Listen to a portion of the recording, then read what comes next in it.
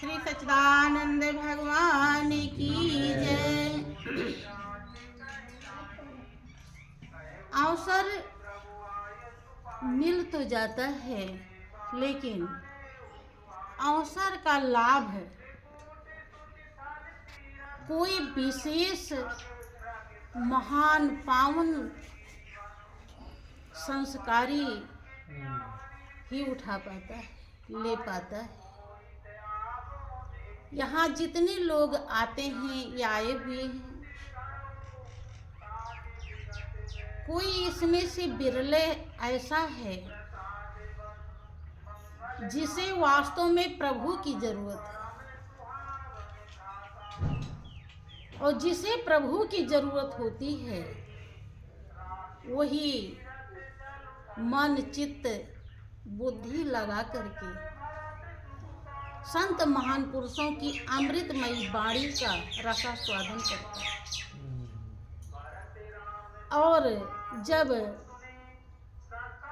प्रेम पूर्वक सुनता है, तुलसीदास जी ने रामचरितमानस में जिक्र किया है, अपने अनुभव को व्यक्त किया है कि सुनि समुझे जन मुदित मन, मज्जहि अति अनुराग, उल्लाहि चार फल अछत तनु, साधु समाज प्रयाग।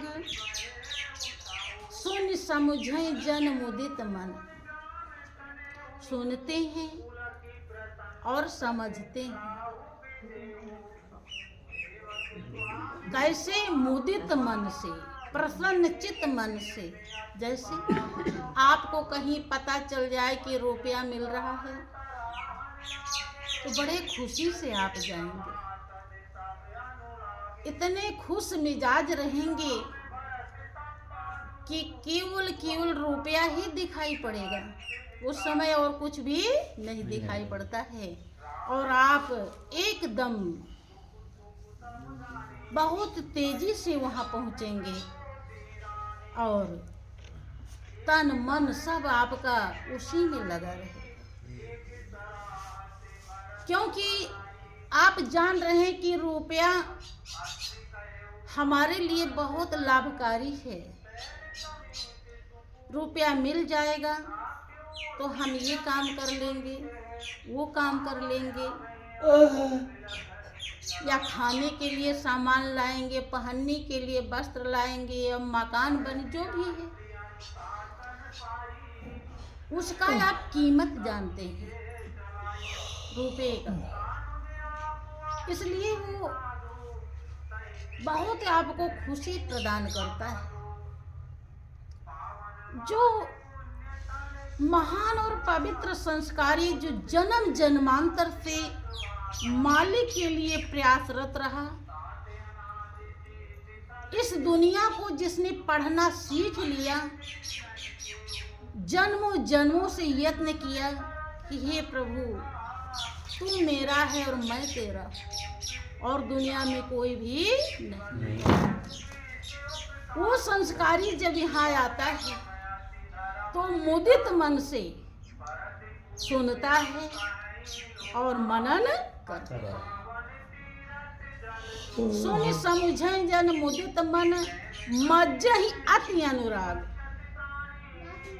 उस बाड़ी में नख से लेकर चोटी तक अनुराग सहित प्रेम पूर्वक बंधु, ये लापरवाही से नहीं, बोझ समझ के नहीं, बहुत प्रेम से मज्जहि का मतलब स्नान करना, स्नान का मतलब उसकी गहराई में उतरना। गहराई में उतरते हैं कि संत महान पुरुष जो सच्चाई बताने के लिए आए हैं, वो लोग बात ही करना है या सुनना है कुछ, ध्यान दो आप लोग। वो सच्चाई ना हमारे बाबा बताए, ना दादा बताए, ना पिता बताए, ना माँ बताई, कोई भी बताया नहीं है। तो हमें उस सच्चाई को अवश्य हृदय में धारण कर लेना चाहिए। वही गुरु चरणों में प्रार्थना रत होता है, विनती करता है कि हे गुरुदेव, हमने सुना है कि हमारा मालिक कड़-कड़ में विराजमान है, जर्रे जर्रे में समाया है, हमारे रोम रोम में रम रहा है, लेकिन हमें ये नहीं पता कि उसका क्या स्वरूप है, कैसे वो हमारे रोम रोम में रम रहा है, कैसे वो चींटी के अंदर भी है और हाथी के अंदर भी है, मुझे इसका ज्ञान नहीं है। गुरुदेव, मुझे ऐसा प्रैक्टिकली बोध करा दीजिए ताकि उस मालिक का मुझे परिचय हो जाए, और जब परिचय हो जाएगा तो प्रेम हो जाएगा। बंधु, वही यहाँ आने का पूरा लाभ उठाता है, और जब परिचय हो जाता है तो प्रेम हो जाता है, और प्रेम हो जाता है तो याद आती है। बंधु, मालिक की याद आना नितांत आवश्यक है। क्यों आवश्यक है? इतना जरूरी है जितना जरूरी आपके लिए ऑक्सीजन है। क्यों जरूरी है? क्योंकि वही एक ऐसी सत्ता है जो निर्दोष है, जो निर्विकार है, निष्पाप है, निर्लिप्त है। जब हम उसे याद करते हैं तो उतनी देर के लिए हम भी निर्दोष हो जाते हैं, निर्विकार हो जाते हैं, निर्लिप्त हो जाते हैं, निष्पाप हो जाते हैं। हम दुनिया में किसी भी रिश्ते नाते को जब याद करते हैं, याद तो हरदम उन्हीं को करते हैं, लेकिन इनसे हम पावन नहीं हो पाते, हम विकारों से छूट नहीं पाते,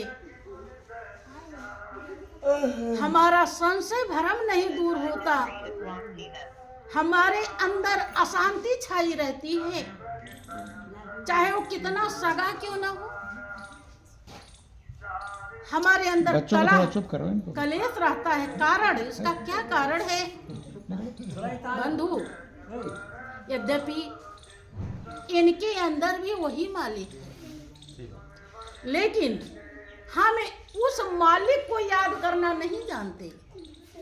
हम इनके हाड़ मांस की चमड़ी को याद करते हैं, इनके मन को, इनकी इंद्रियों को याद करते हैं, जो विकारों से भरी हुई है। और जब जब इन्हें याद करते हैं तो परसेंटेज इनके विकारों के भी हम हिस्सेदार बनते हैं। अपने अंदर तो है ही है, और इनका भी हम बराबर लेते रहते हैं हरदम, और जब लेते रहते हैं तो ये बढ़ता रहता है।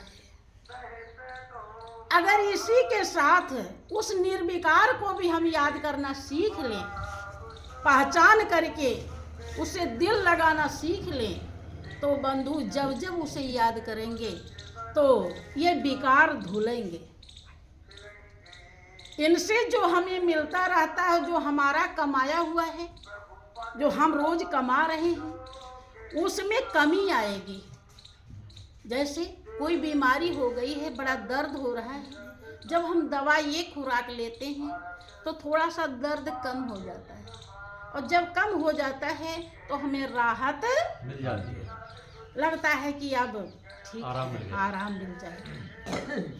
ऐसे ही जब हम इसी घर गृहस्थी में जब हम मालिक को याद करना सीख जाते हैं, पहचान करके, जब तक परिचय नहीं होगा तो याद जो हम बाहर से मूर्ति या फोटो से करते हैं बंधु, उससे भी थोड़ा सा लाभ मिलता है, लेकिन वो लाभ ऊंट के मुंह में जीरा के समान होता है, और आपकी आत्मा अविनाशी लाभ को ढूंढ रही है। अविनाशी शांति चाहिए, अविनाशी आनंद चाहिए, अविनाशी सुख चाहिए, और वो उसी में है जो आपके रोम रोम में रम रहा है।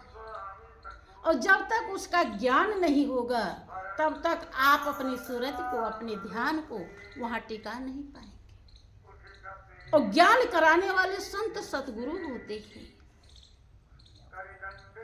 अभी आप सुन रहे थे कि भैया जी कह रहे थे कि गुरु के बिना ज्ञान नहीं होता, ऐसा इन्होंने बताया है। लेकिन माता पिता का नाम नहीं लिया। बंधु, कौन संत ऐसे हैं कि जो कहते हैं कि माता पिता का आदर न करो? पहले गुरु माता पिता ही, माँ ही होती है। जो माँ अगर ना हो तो बच्चे को उठना बैठना कौन सिखाएगा? वही सब सिखाती है, पालती पोसती है। लेकिन इतने ज्ञान से काम चलने वाला नहीं। उसने पालन पोषण किया, ये लेन देन है। उसको भी किसी ने पाला पोसा,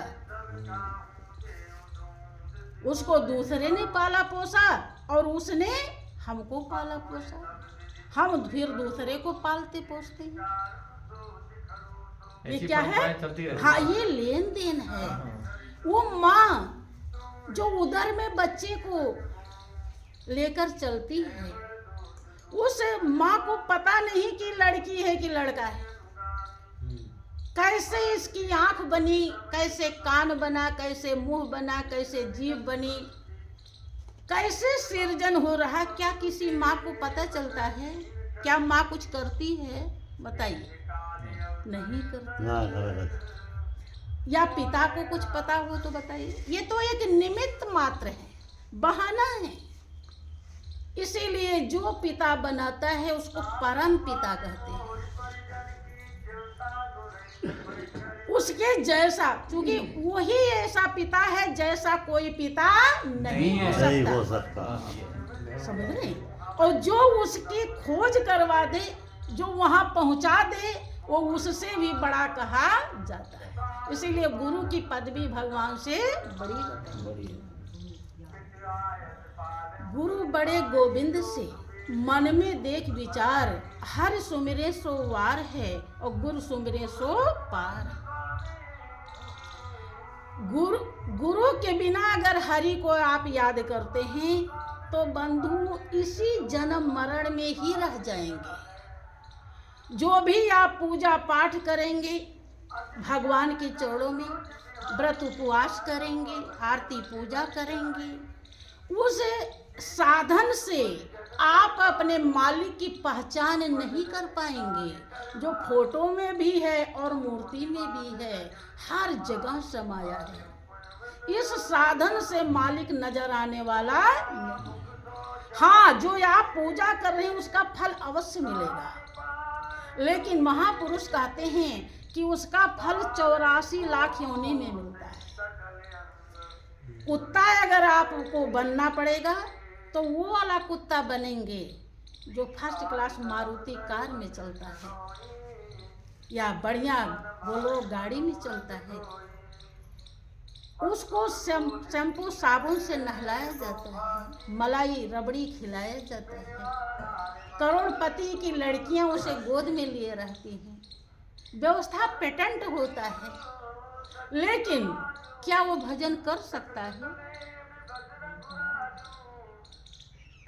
व्यवस्थाएं बहुत अच्छी हैं, जो एक गरीब को नहीं मिलता खाने पीने को, उसे मिल रहा है। लेकिन भजन नहीं, अपने जीवन का ध्येय और लक्ष्य नहीं प्राप्त कर सकता बंधु। जिसमें शांति है, जिसमें आनंद है, जिसमें सुख जो अपना है, उसे वो प्राप्त नहीं। हाँ, जो किया वो मिला तो, लेकिन अधूरा है। ये जीवन बंधु देव दुर्लभ चोला सुनते हैं और रामायण में पढ़ते भी, हर शास्त्र बताता है। देवताओं को दुर्लभ है, देवता चाह के भी नहीं पाते हैं, वो अपने को मिला हुआ है। कारण क्योंकि ये जो काम कर सकता है ये चोला, वो देवता नहीं कर सकते। ये जिंदगी भोग यौन और कर्म यौन दोनों है। आप भोग भी भोग सकते हैं और कर्म भी कर सकते हैं। ऐसा कर्म कर सकते हैं जो कर्म पूजा कहलाती है। बहुत लोग कहते हैं कि अरे बाबा हमारा तो गृहस्थी कर्म ही पूजा है। नहीं बंधु, सब कर्म अगर पूजा है तो जो मीट मदिरा खाते हैं वो भी कर्म है, वो भी पूजा कहलाएगी। तो कौन सा कर्म पूजा होती है ये जानना पड़ेगा, और जब हम उसको जानेंगे तब मनुष्य जीवन सफल होता है। मनुष्य की जिंदगी पा करके जिस मालिक ने दया करके इतनी अच्छी जिंदगी दिया जो देवता को नहीं दिया, अगर उसके दया और कृपा को हम समझने लायक नहीं बने बंधु तो हम मानो नहीं, हमारे अंदर मानवता नहीं आई तो मानो कहलाने के काबिल, हमारे अंदर इंसानियत नहीं है, हम दया करना नहीं सीखे, ईर्ष्या द्वेष छल कपट में जी रहे रात दिन। पहले तो प्रारब्ध उल्टा था ही, पता नहीं क्या क्या लेकर आए, और आज भी उल्टे ही सर पे लाद रहे हैं। तो ये इंसानियत नहीं, इंसान वही होता है बंधु जो अपने गलती को स्वीकार करता है। गलती पर गलती जो करता रहता है उसे शैतान कहते हैं, और जो गलती करके स्वीकार नहीं करता उसे हैवान कहते हैं बंधु। गलती करके जो स्वीकार कर लेता है उसे इंसान। अगर संत सतगुरु का शरण न मिले तो ना तो कोई आदमी बन पाता है, न इंसान बन पाता है, न मानव बन पाता है। वही दांव पेच बताते हैं, वही अकल बताते हैं। माता पिता भाई बंधु जो कोई भी है, सबके प्रति हमारा जो कर्तव्य है इस दुनिया में वही कर सकता है जिसने सच्चाई को समझ लिया हो। अगर नहीं समझा है तो भले कह रहे हैं लोग, कोई बिरले माँ का लाल होता है जो माता पिता को उठ करके प्रणाम करता है, अपना खाने से पहले उन्हें खिलाता है, अपने सोने से पहले उन्हें सुलाता है, उनके कपड़े भी धो देता है, और नहीं तो जल्दी से कोई ऐसा मिलता नहीं बंधु, जबकि जरूरी है। आज आप उनके लिए कर रहे हैं, भाई लेन देन ही निभा लो, अच्छी बात है। आज आप उनके लिए करेंगे तो आपकी औलाद देख रही है, वही नियम वो आपके लिए अपनाएगी, आपकी भी सेवा होगी।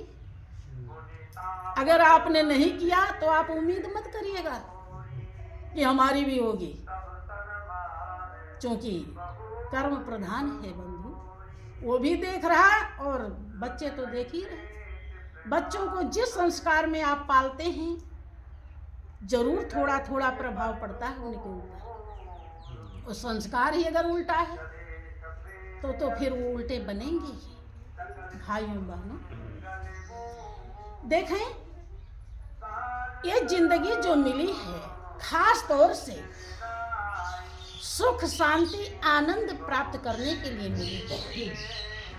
और आपने सुना होगा कि सुख शांति अगर है तो प्रभु के भजन में है, ऐसा सुना है।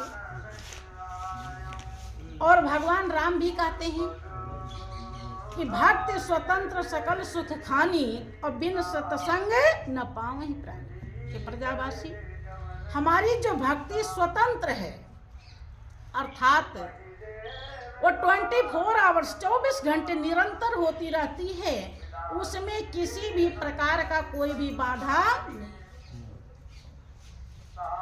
वो हो ही रही है, केवल हमें ज्ञान नहीं। स्वतंत्र है और सब सुखों की खातिर, एक दो सुख नहीं।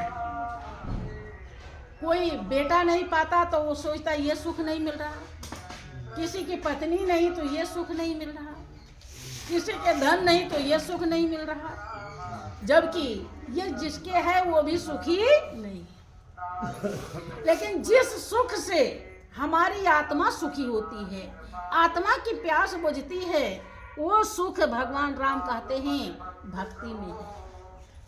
भक्त स्वतंत्र सकल सुख खानी और बिन सत्संग न पावे प्राणी। उन्होंने एक शर्त लगा दिया कि भक्ति सब सुखों की खान है, लेकिन जब तक संत का संग, अर्थात संग का मतलब होता है बंधु, उनका विचार हमारे विचार से मिले, उनके विचार में हमारा विचार मिले, अर्थात जो वो समझाना चाहते हैं, जहाँ वो ले जाना चाहते हैं, जो वो देना चाहते हैं, हम उसको लेने लायक, तो समझिए संग, इसे कहते हैं संग।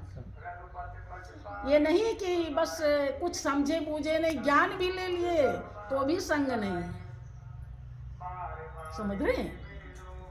गुरु महाराज जी दाएं और वो बाएं, 36 के आंकड़ा से काम नहीं चलता है।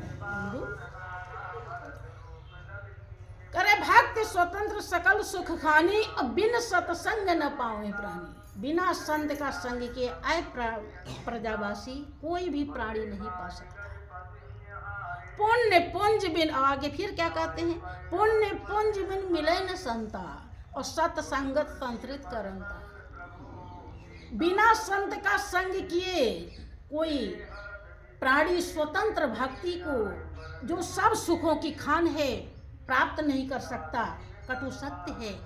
और संत तब मिलते हैं जब पुण्य का ढेर, बहुत ज्यादा पुण्य जन्मों जन्मों से इकट्ठा हो जाता है।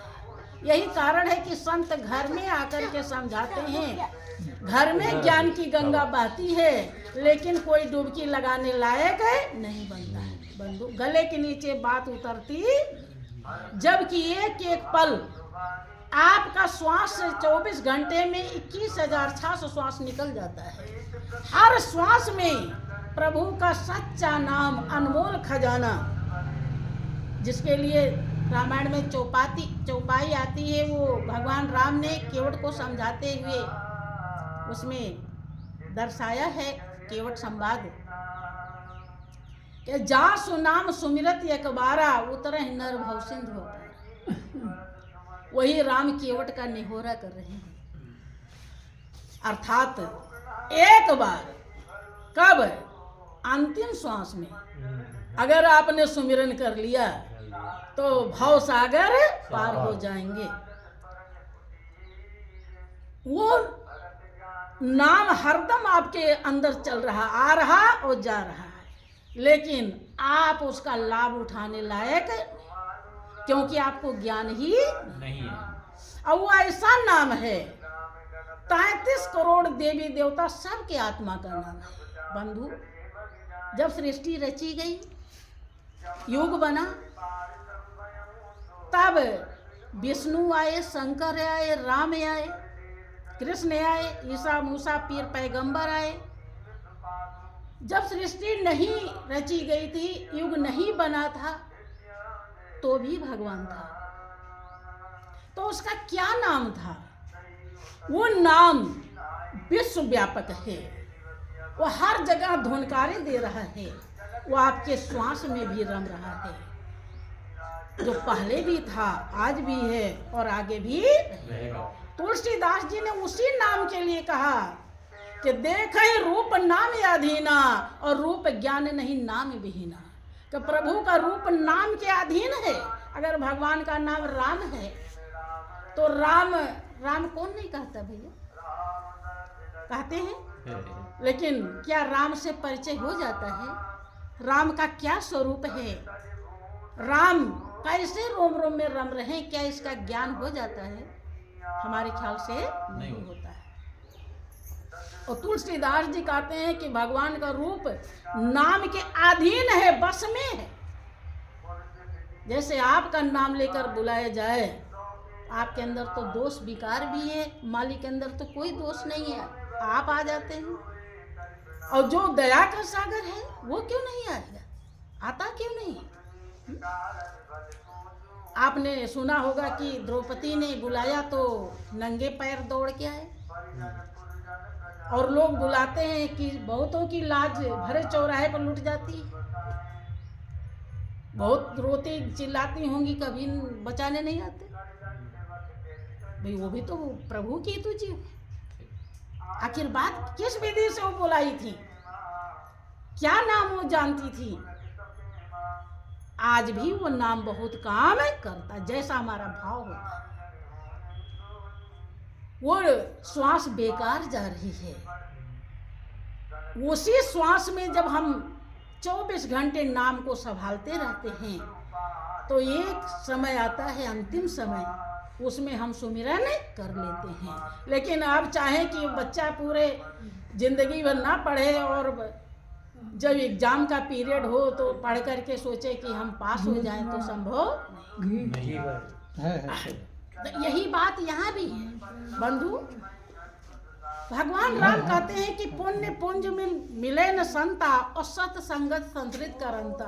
जब तक पुण्य का ढेर इकट्ठा नहीं होता, सच्चे संत नहीं मिलते।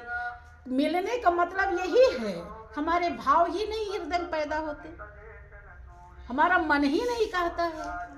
वो समझाते भी है तो हमें उल्टा लगता है पता नहीं क्या राज है, संत कुछ लग रहा, कुछ मैं लूटना चाह रहे हैं। नहीं, जो लूट रहे हैं उसे बचाना वो चाहते हैं। लेकिन हमारे अंदर कुमति होती है, सुमति तब होती है बंधु जब पुण्य इकट्ठा हो। आप आरती में गाते हैं कि किस विधि मिलूं दया में तुमको मैं मिलूं। चूंकि कुमति है तो कैसे मिलेंगे? हाँ, सुमति संत चढ़ाते हैं, और वो भी तभी संभव है जब हम पुण्य इकट्ठा कर लेते हैं। तो हरि के भजन में ही सुख है, और हरि के भजन के लिए लोग कहाँ कहाँ जाते हैं, एक भजन के माध्यम से समझेंगे थोड़ा समय। बोलिए प्रेम से श्री सच्चिदानंद भगवान की जय।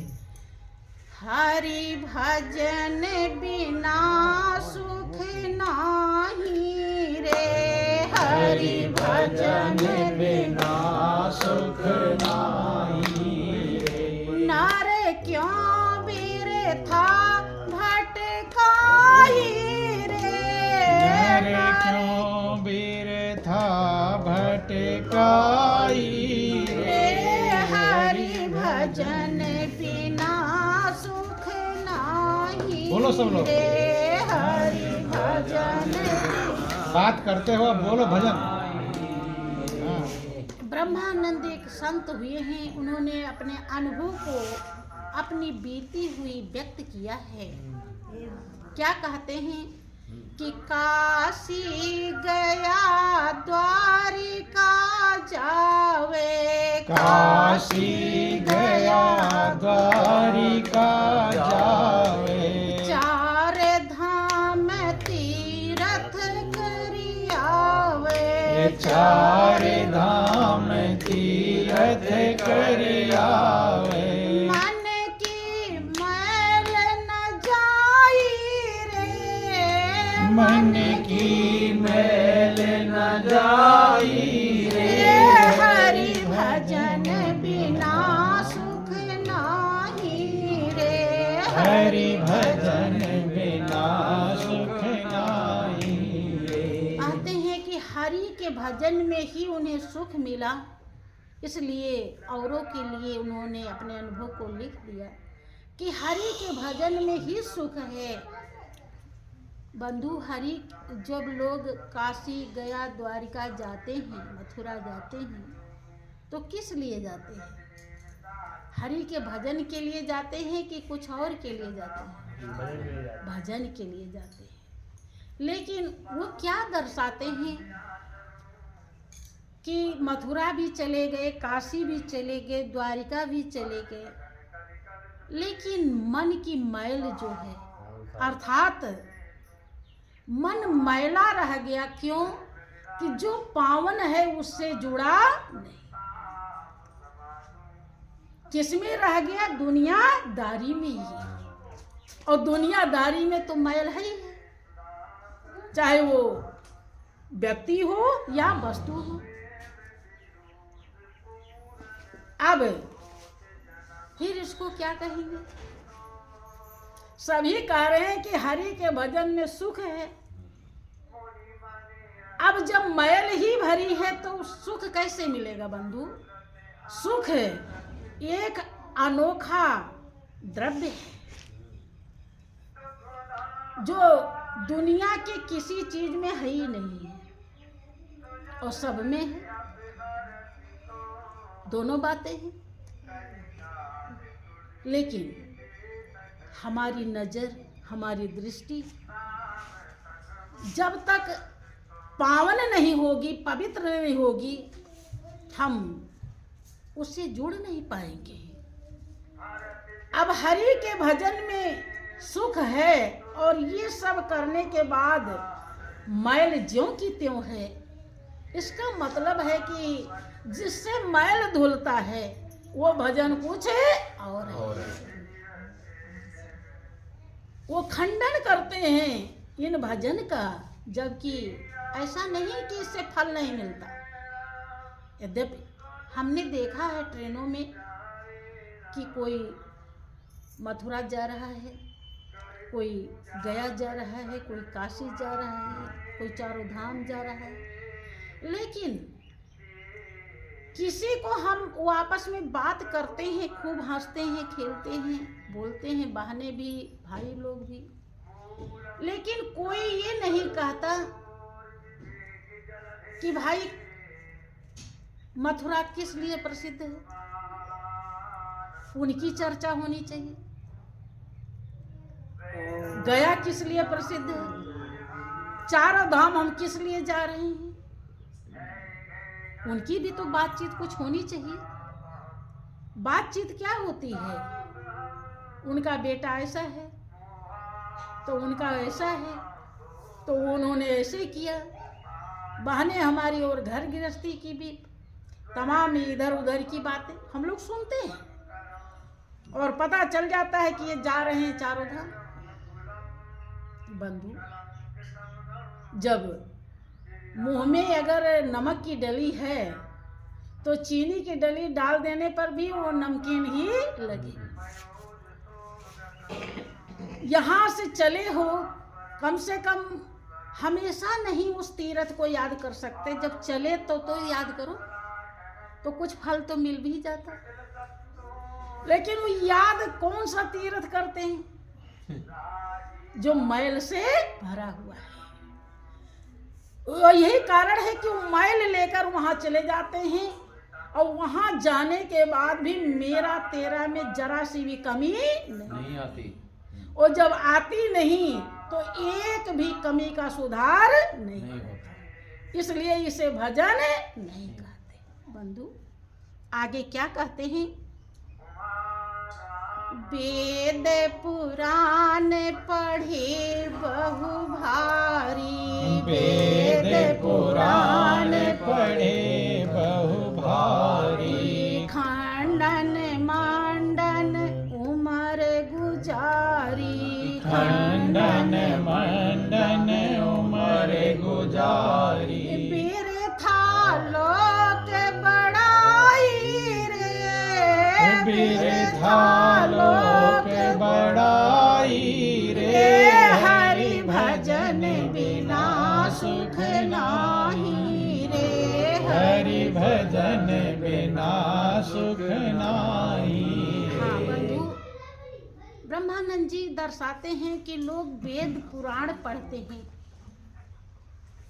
खूब खंडन मंडन करेंगे, सुबह ही नहा लेंगे, जल्दी से मंदिर में जाएंगे, घंटा बजाएंगे, आरती उतारेंगे और तमाम तरह की पूजा पाठ करेंगे। देखने में लगेगा कि इनसे बढ़कर कोई महान आत्मा नहीं है। पहले ही उठ जाते हैं, कोई नहीं उठा रहता है, तभी पूजा पाठ कर लेते हैं। लेकिन वो क्या कहते हैं कि बिरथा लोक बड़ाई, वो ये जो कुछ भी कर रहे हैं,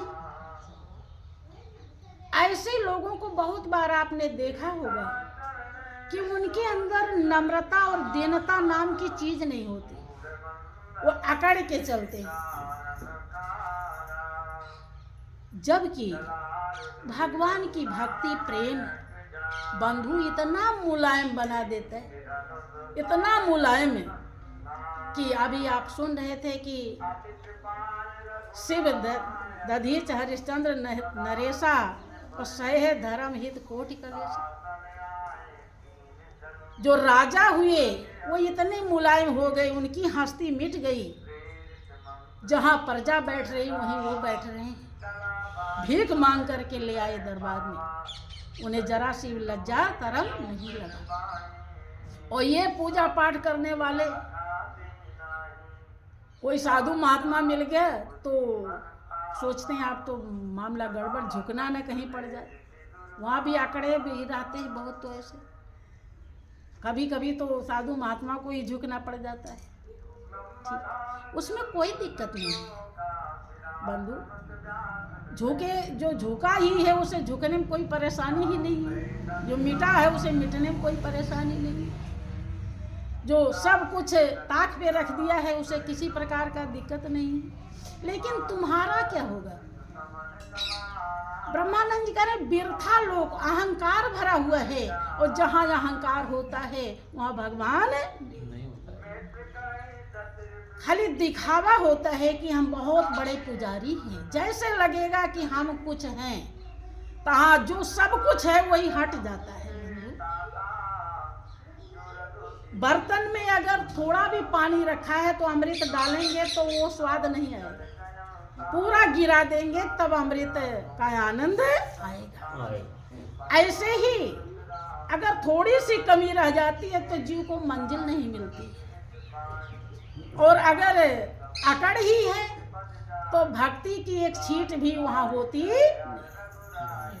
आगे ब्रह्मानंद जी दर्शाते हैं कि छापे तिलक बहु भांति लगाए, छापे तिलक बहु भांति लगाए, सिरे पर जटा विभूति रमावे, सिरे पर जटा विभूति रमावे, हृदय शांति न आई रे, हृदय शांति न आई रे, हरि भजन बिना सुख नाही रे, हरि भजन बिना सुख नाही रे। बंधु, बहुत लोगों को बहुत लंबा तिलक देखा होगा, खूब मस्तक भर पूरा रंग बिरंगा बनाए रखते हैं, और जटा भी खूब बड़ा बड़ा। लेकिन ब्रह्मानंद जी कहते हैं कि ये भी बाहर दिखावा है, अंदर में जो शांति है बात मत करो, शायद वहां तक छाप तिलक वाले भी पहुंचे नहीं पाते हैं। कि हृदय शांति ने आई रे, और अगर हृदय में शांति नहीं है तो बंधु इसका मतलब हमने भक्ति किया नहीं, हमें भक्ति मिली ही नहीं। भक्ति में ही सुख है, हरि के भजन में ही सुख है, शांति आनंद है, और इतना सब कुछ कर लिया और वो बेचैन देखे जाते हैं, जरा जरा सी बात पे लड़ जाते हैं। देखो तो बहुत जगह आप मठाधीशों में देखा होगा घमासान होते हैं, तो कपड़ा रंगने से भी कुछ नहीं होता बंधु। के तन को जोगी सब करे, मन को करे न कोई, और सब सिद्धि सहजे पाइए जो मन जोगी। और मन जोगी तब बनता है जब आप मन मंदिर में पूजा करना सीख जाते हैं। एक मंदिर आप ही के पास है और वही अविनाशी मंदिर है, और उस मंदिर का दरवाजा तब तक नहीं खुलता जब तक सतगुरु मिलते नहीं है। अभी आप सुन रहे थे बगुला भगत भैया जी ये बता रहे थे कि कुंची सतगुरु के हाथ में लगी हुई है, उसे उनके शरण में जाकर के खुलवाइए, तब वो अमानत आपको परमात्मा रूपी अमानत मिलेगी। पूरा स्पष्ट नहीं कर पा रहे थे। आगे क्या समझाते हैं कि 4 दिवस जग बीच निवासा, 4 दिवस जग बीच निवासा, ब्रह्मानंद छोड़ सब आशा, ब्रह्मानंद छोड़ सब आशा, प्रभु चरणन चित लाई रे, प्रभु चरणन चित लाई रे, हरि भजन बिना सुख नाई रे, हरि भजन बिना सुख नाई। सुख कब मिलेगा? जब प्रभु के चरणों में हमारा चित्त लगेगा। और प्रभु के चरणों में तब चित्त लगेगा जब प्रभु की पहचान हो। जिस दिन परिचय हो जाएगा उसी दिन पूजा शुरू होता है। बंधु, लड़की की शादी आप करने जा रहे हैं, घराती बराती सभी आ गए, मंडप भी बन गया, आपने काफी दिनों से तमाम सामान इकट्ठा किए हैं, सब कुछ कर लिए हैं, लेकिन संजोग ऐसी गति हो गई कि कुछ झंझट आ गया तो बारात वापस चली गई। बारात वापस चली गई, जबकि पंडित जी फेरे फेरवाने के लिए, शादी करवाने के लिए तैयार थे, लेकिन इतने में ही झंझट हुई और बारात चली गई। अब लड़की ज्यों की त्यों रह जाए, क्योंकि जिसके लिए आप इतनी व्यवस्थाएं किया था वो नहीं हुआ, सिंदूर दान नहीं हुआ, फेरे नहीं फिरे, तो लड़की कुंवारी है या विवाहित है, क्या कहेंगे? कुंवारी है। केवल सिंदूर दान हो जाता, फेरे फिर जाते और भले काम नहीं होते तो उसकी शादी लोग मंदिर में कर लेते हैं, शादी हो जाती है, भले और को नहीं व्यवस्था किया, लेकिन इतनी व्यवस्थाएं की, केवल फेरे नहीं फिरे तो लड़की कुंवारी है। बंधु, विवाहित नहीं कहना। ऐसे ये जितनी कुछ किया था वो शादी की तैयारी थी, वो शादी ऐसे जिंदगी भर जो आप पूजा पाठ करते हैं, व्रत उपवास, वो पूजा की तैयारी है। पूजा उस दिन शुरू होती है जब इष्ट देव का परिचय हो जाता है। बिना परिचय के पूजा सही शुरू नहीं। तो बोलिए प्रेम से श्री सच्चिदानंद भगवान, श्री सद्गुरुदेव महाराज।